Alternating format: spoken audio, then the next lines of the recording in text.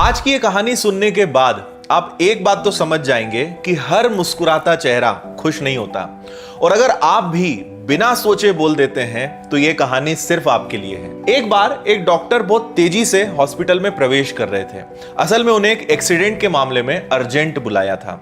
अंदर प्रवेश करते ही उन्होंने देखा कि जिस लड़के का एक्सीडेंट हुआ है उसके परिजन उनका बेसब्री से इंतजार कर रहे थे।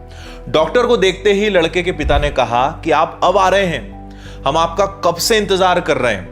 आप लोग अपनी ड्यूटी अच्छे से क्यों नहीं करते? अगर मेरे बेटे को कुछ हुआ तो उसके जिम्मेदार सिर्फ और सिर्फ आप होंगे। डॉक्टर ने यह सब सुनकर कहा, मुझे माफ कर दीजिए, मैं हॉस्पिटल में नहीं था। मुझे जैसे ही फोन आया उसके बाद जितना तेजी से हो सकता था मैंने हॉस्पिटल आने की कोशिश की। आप प्लीज शांत हो जाइए, घबराइए मत। लड़के के पिता ने कहा, ऐसे कैसे हम शांत हो जाएं? आपका बेटा होता तब भी क्या आप ऐसी बात करते?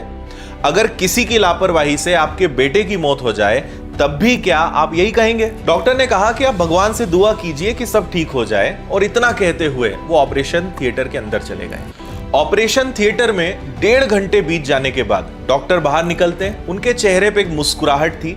उन्होंने सभी परिजनों से कहा कि आपका बेटा खतरे से बाहर है।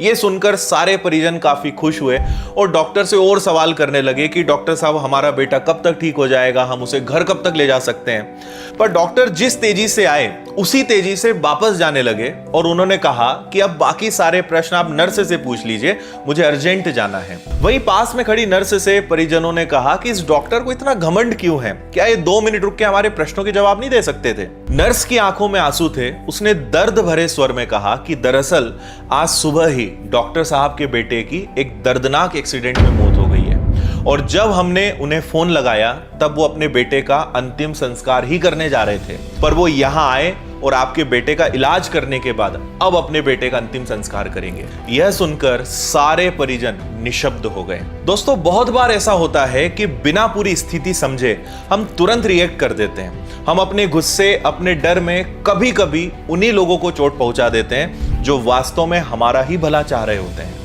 दुनिया में सबसे आसान है किसी पर आरोप लगाना, लेकिन सबसे कठिन है उसके दर्द, उसकी कहानी, उसके हालात को दिल से समझ पाना। अगर हम ये समझना सीख गए तो गलतफहमियां खुद ब खुद खत्म हो जाएंगी। इसलिए खुद पर कंट्रोल रखना सीखिए। पहले हालात को समझिए फिर बोलिए, क्योंकि शब्द लौटकर कभी नहीं आते। और आखिरी बात, अगर सामने वाला मुस्कुरा रहा है तो यह मत समझ लेना कि वो अंदर से भी खुश है। हो सकता है वो अपने अंदर कई बड़े तूफान छुपाए बैठा हो।